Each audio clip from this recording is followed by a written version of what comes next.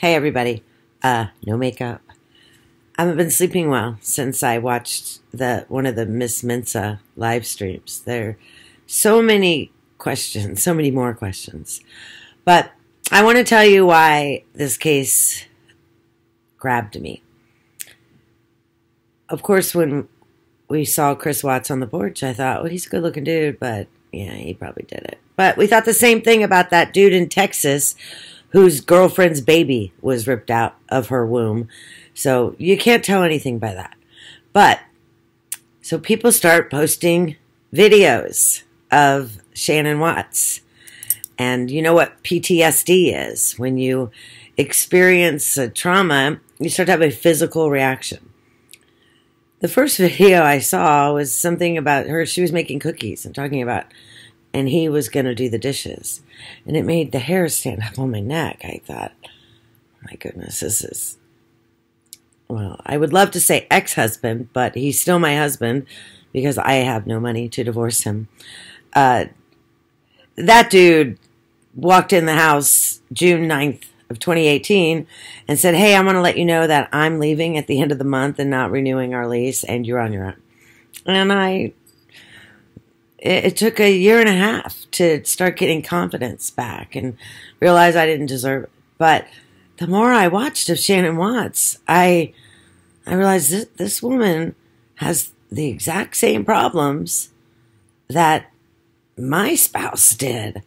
Thank goodness he didn't murder me. I mean, I'll tell you, I had multiple broken bones. He fractured my orbital bone here, and that's why this bag is a little bigger now. I have a little bit of numbness right here from that injury. So he didn't kill me. I got to be very grateful for that. But watching this woman, it was clear that something was wrong with her. I fully believe she had Munchausen by proxy.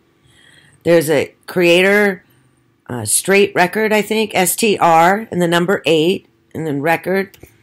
And I like the videos, but they don't talk, and so you have to sit there and watch them. And I like to play Golf Clash while I listen to YouTube. So I don't want to watch, I want to listen. But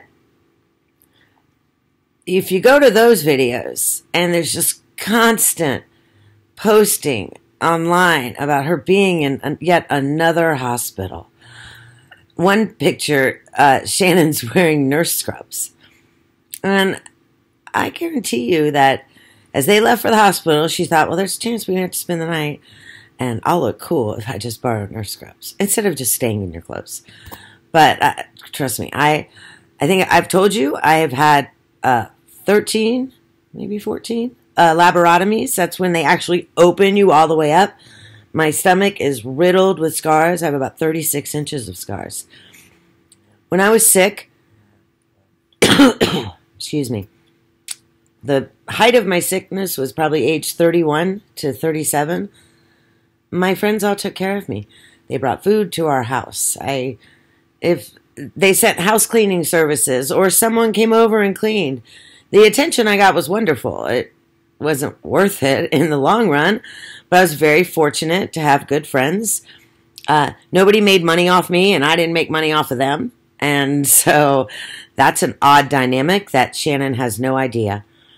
But something I notice often, I've heard it mostly in the Discovery, the Italian thing. Oh, her mother was Italian and she's part Italian.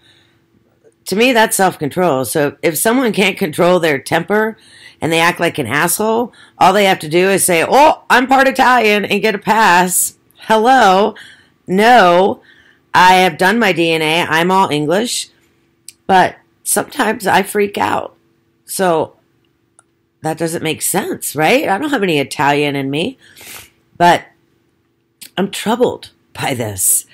I told you guys I'm not on Facebook. So I mean, I don't think Facebook was around when I first got sick.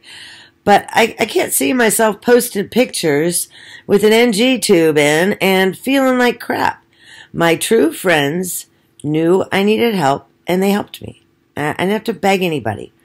I noticed that Shanann set up a GoFundMe. It wasn't with GoFundMe. It was with a similar company. so she could get to North Carolina to see her dying grandmother. And it was Help Shanann. I like to call her what her mother called her. Help Shanann get to North Carolina. How much is a plane ticket? $157? I mean, goodness, you had money for your damn Apple Watch, and at one point she's got some headphone things stuck in her ears that, those weren't cheap. Had money for the Aspen trip, but couldn't get enough money to get a round-trip ticket to North Carolina. I don't get over it. I don't get it.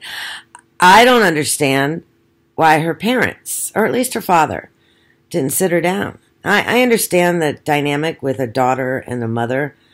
I had the identical drama. My father and I were best friends, and I was at his bedside when he died. The father and daughter thing, it's nice. But at one point, Chris says to the police, well, she doesn't like talking to her mom. Yet Sandy tells the police that her and Shanann talked every day and they were tight. I hear that when the Ruzeks were living out there, Shanann freaked out one day and literally kicked her mother out and told her father, you could stay, but mom's going.